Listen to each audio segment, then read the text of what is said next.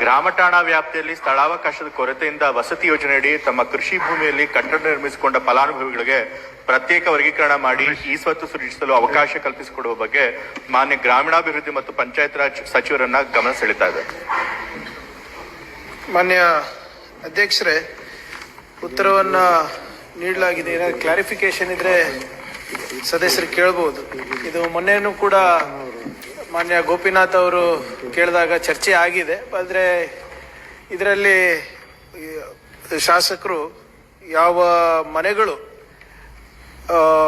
ಈ ನಿಗಮಗಳಿಂದ ಅಥವಾ ಇಂದಿರಾ ಆವಾಸ್ ರಾಜೀವ್ ಆವಾಸ್ ಯೋಜನೆಯಲ್ಲಿ ಆಗಿರಬಹುದು ಅಂಥದ್ದಕ್ಕೆ ಕೊಡ್ಲಿಕ್ಕೆ ಕೇಳ್ತಾ ಇದ್ದಾರೆ. ಅದಕ್ಕೆ ಸ್ಪಷ್ಟವಾದಂತ ಉತ್ತರವನ್ನು ನಾವು ನೀಡಿದ್ದೇವೆ. ಅದಕ್ಕೆ ಮಾನ್ಯ ಸಭಾಪತಿಗಳೇ ಏನೋ ಕ್ಲಾರಿಫಿಕೇಶನ್ ಇದ್ರೆ ಕೊಡ್ಲಿಕ್ತಾರೆ. ವಸತಿ ಯೋಜನೆಗಳಲ್ಲಿ ಕಟ್ಸ್ಕೊಟ್ಟೋದು ಮಾತ್ರ ಅಲ್ಲ ಸಭಾಪತಿಗಳೇ, ಈವನ್ ಗ್ರಾಮ ಠಾಣಾ ವ್ಯಾಪ್ತಿಯಲ್ಲಿ ಜಾಗ ಸಿಗದೆ ತಮ್ಮ ಕೃಷಿ ಭೂಮಿಗಳಲ್ಲೋ ಸರ್ವೆ ನಂಬರ್ಗಳಲ್ಲೋ ಮನೆ ಕಟ್ಕೊಂಡಿರ್ತಾರೆ. ಅಂತವ್ರಿಗೆ ಅಂತಲೇ ಅನುಕೂಲ ಆಗ್ಬೇಕು ಅಂತ ಹೇಳಿ ಸಚಿವರು ಕಳೆದ ವರ್ಷ ಒಂದು ಹೊಸ ಕಾನೂನನ್ನೇ ತಂದಿದ್ದಾರೆ. 7/4/2025 ಮುಂಚೆ ಯಾರು ತಮ್ಮ ಕೃಷಿ ಭೂಮಿಗಳಲ್ಲಿ ಕಟ್ಟಡಗಳನ್ನು ಕಟ್ಕೊಂಡಿರ್ತಾರೆ ಅವ್ರಿಗೆ 11B ಕೊಡೋದಕ್ಕೆ ಅವಕಾಶ ಕಲ್ಪಿಸ್ಕೊಟ್ಟಿದ್ದಾರೆ. ಬಹಳ ಒಳ್ಳೆ ಕೆಲಸ ಮಾಡಿದ್ದಾರೆ. ಅದಕ್ಕೆ ಅವ್ರಿಗೆ ನಾನು ಅಭಿನಂದನೆಗಳನ್ನು ಸಲ್ಲಿಸ್ತೇನೆ. ಬಟ್ ಆದ್ರೆ ಅವ್ರು ಆ ಕಾನೂನು ತಂದ ಮೇಲೆ ಗ್ರೌಂಡ್ ಲೆವೆಲ್ ಅಲ್ಲಿ ಅದು ಸರಿಯಾಗಿ ಇಂಪ್ಲಿಮೆಂಟ್ ಆಗ್ತಾ ಇಲ್ಲ ಸಭಾಪತಿಗಳೇ. ಯಾಕೆ ಅಂತಂತಂದ್ರೆ ಹೊಸ ತಂತ್ರಾಂಶನ ಅವರು ಇಂಟ್ರೊಡ್ಯೂಸ್ ಮಾಡಿದ್ದಾರೆ. ಆ ತಂತ್ರಾಂಶದಲ್ಲಿ ಬಹಳಷ್ಟು ನ್ಯೂನತೆಗಳಿದೆ, ಲೋಪದೋಷಗಳಿದೆ. ಹಾಗಾಗಿ 11B ಮತ್ತೆ ಈ ಸ್ವತ್ತುಗಳನ್ನು ಪಡೆಯೋದು ಬಹಳ ಕಷ್ಟ ಆಗೋಗ್ಬಿಟ್ಟಿದೆ, ಬಹಳ ವಿಳಂಬ ಆಗ್ತಾ ಇದೆ. ನಾನು ಪ್ರತಿ ಸಾರಿ ಗ್ರಾಮ ಸಂಪರ್ಕ ಸಭೆಗೆ ಹೋದಾಗ್ಲೂ ಅರ್ಧ ಜನ ಹೆಚ್ಚು ಸಮಸ್ಯೆಗಳನ್ನು ಹೇಳ್ಕೊಡೋದು ಈ ಸ್ವತ್ತು ಮತ್ತೆ 11B ವಿಚಾರವಾಗೇನೆ. ತಂತ್ರಾಂಶದಲ್ಲಿ ಏನಾಗ್ತಿದೆ ಅಂತಂತಂದ್ರೆ ಅವ್ರು ಏನ್ ಹೇಳ್ತಾ ಇದಾರೆ ಅಂತಂತಂದ್ರೆ ಅವ್ರ ಅರ್ಜಿ ಹಾಕಿದ ತಕ್ಷಣ 4 ದಿವಸದೊಳಗೆ ಅದು ಸೆಕ್ರೆಟರಿ ಅವರು ಅದನ್ನ ಕ್ಲಿಯರ್ ಮಾಡ್ಕೊಡ್ಬೇಕು, ಪಂಚಾಯತಿ ಸೆಕ್ರೆಟರಿ. ಅದಿಲ್ಲ ಅಂತಂದ್ರೆ ಅದು ಆಟೋಮೆಟಿಕ್ ಆಗಿ PDO ಹೋಗುತ್ತೆ, PDO ಇಂದ ನಂತರ EO ಹೋಗುತ್ತೆ, CEO ಹೋಗುತ್ತೆ ಅಂತ ಹೇಳಿ. ಬಟ್ ಆ ಸಾಫ್ಟ್ವೇರ್ ನಲ್ಲಿ ಆ ಕೆಲಸ ಆಗ್ತಾ ಇಲ್ಲ. ಅದು ಆಟೋಮೆಟಿಕ್ ಆಗಿ ಹೈಯರ್ ಆಗಿ ಮೂವ್ ಅಪ್ ಆಗ್ತಾ ಇಲ್ಲ. ಸೊ ಹಾಗಾಗಿ ಅದು ಹಂಗೆ ನಿಂತ್ಕೊಂಡು ಅರ್ಜಿ ಹಾಕೊಂಡಿರೋರ್ಗೆ ಯಾರಿಗೂ ಕೂಡ 11B ಸಿಗ್ತಾ ಇಲ್ಲ. ಮತ್ತೆ ಮತ್ತೊಂದು ಸಮಸ್ಯೆ ಏನಪ್ಪಾ ಅಂತಂದ್ರೆ ಅದ್ರೊಳಗೆ ಈ ಸನ್ ಆಫ್ ಮತ್ತೆ ವೈಫ್ ಆಫ್ ಅಂತ ಏನ್ ಬಂದಿರುತ್ತೆ ಅದು 2 ಸಲ ಬಂದು ಅದು ಕೂಡ ತಂತ್ರಾಂಶ ಸರಿಯಾಗಿ ವರ್ಕ್ ಆಗ್ತಾ ಇಲ್ಲ.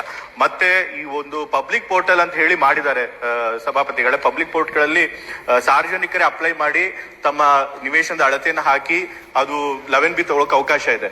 ಬಟ್ ಈ ಸಾರ್ವಜನಿಕರು ಏನ್ ಅಪ್ಲೋಡ್ ಮಾಡ್ತಾರೆ ತಮ್ಮ ನಿವೇಶನದ ವಿಸ್ತೀರ್ಣದ ಅಳತೆನ, ಅದನ್ನ ಇವರ ಪೋರ್ಟಲ್ಗೆ ಬರ್ತಾ ಇಲ್ಲ ಅಂತ ಹೇಳ್ತಿದ್ದಾರೆ. ಸೊ ತಂತ್ರಾಂಶಗಳಲ್ಲಿ ಇಷ್ಟೆಲ್ಲ ನ್ಯೂನತೆ ಇದೆ.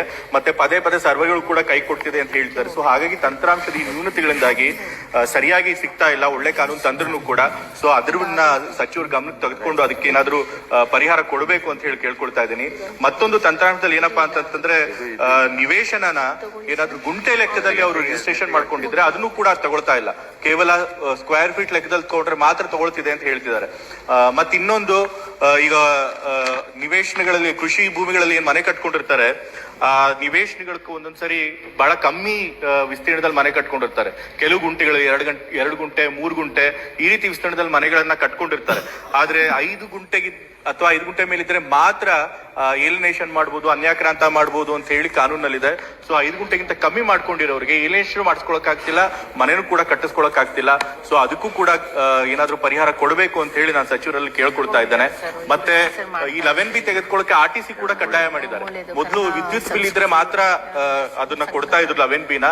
ಈಗ RTCನೂ ಕಡ್ಡಾಯ ಮಾಡಿದ್ದಾರೆ. ನಮ್ಮ ಹಳ್ಳಿಗಳಲ್ಲಿ ಏನಾಗೋಗಿದೆ ಅಂತಂದ್ರೆ ಬಹಳ ವರ್ಷಗಳಿಂದನೇ ಅವರ ತಾತ ಮುತ್ತಾದಿನ ಕಾಲದಲ್ಲೇ ಜಮೀನ್ ಖರೀದಿ ಮಾಡ್ಬಿಟ್ಟಿರ್ತಾರೆ. RTC ಬದಲಾಯಿಸಿರೋದಿಲ್ಲ, ಸರಿಯಾಗಿ ರಿಜಿಸ್ಟರ್ ಡೀಡ್ ಕೂಡ ಇರೋದಿಲ್ಲ. ಹಾಗಾಗಿ RTC ಇಲ್ಲದೆ ಮೂಲ ಮಾಲೀಕರ ಹೆಸರೇ RTC ಇರೋದ್ರಿಂದ ಅವ್ರಿಗೆ 11B ತೆಗೆದುಕೊಳ್ಳಕ್ಕೂ ಕೂಡ ಕಷ್ಟ ಆಗ್ತಿದೆ. ಸೊ ಇಷ್ಟೆಲ್ಲ ಸಮಸ್ಯೆಗಳಿವೆ ಸಭಾಪತಿಗಳೇ. ಇದನ್ನೆಲ್ಲ ಗಮನಕ್ಕೆ ತೆಗೆದುಕೊಂಡು ಸಚಿವರು ಅದಕ್ಕೆ ಪರಿಹಾರ ಕೊಡಬೇಕು ಅಂತ ಹೇಳಿ ಕೇಳ್ಕೊಳ್ತೀನಿ. ಮತ್ತೆ ಇನ್ನೊಂದು ವಸತಿ ಯೋಜನೆಗಳಲ್ಲಿ ಯಾರು ಮನೆ ಕಟ್ಕೊಂಡಿರ್ತಾರೆ ಅವ್ರಿಗೆ ಸಪರೇಟ್ ಕ್ಯಾಟಗರಿ ಮಾಡ್ಕೊಟ್ರೆ ತಂತ್ರಾಂಶದ ಸಾಫ್ಟ್ವೇರ್ ನಲ್ಲಿ ಅವ್ರು ಬೇಗ ಮಾಡ್ಕೊಳಕ್ಕಾಗತ್ತೆ. ಸೊ ಹಾಗಾಗಿ ಸಕಾಲದಲ್ಲಿ ಅವ್ರು ಕಟ್ಟಿ ಸಕಾಲದಲ್ಲಿ ಸರ್ಕಾರದ ಅನುದಾನ ಕಂತು ಏನ್ ಬರುತ್ತೆ ಅದನ್ನ ತೆಗೆದುಕೊಳ್ಳಕ್ ಸಾಧ್ಯ ಆಗುತ್ತೆ. ಸೊ ಇದನ್ನೆಲ್ಲ ಗಮನಕ್ಕೆ ತೆಗೆದುಕೊಂಡು ಇಷ್ಟ ಸಮಸ್ಯೆಗಳನ್ನು ಪರಿಹಾರ ಮಾಡಿಕೊಟ್ರೆ ಜನರಿಗೆ ಅನುಕೂಲ ಆಗುತ್ತೆ ಅಂತ ಹೇಳಿ ನಾನು ಮಾನ್ಯ ಸಚಿವರಲ್ಲಿ ಬೇಡಿಕೆ ಇಡ್ತಾ ಇದ್ದೆ.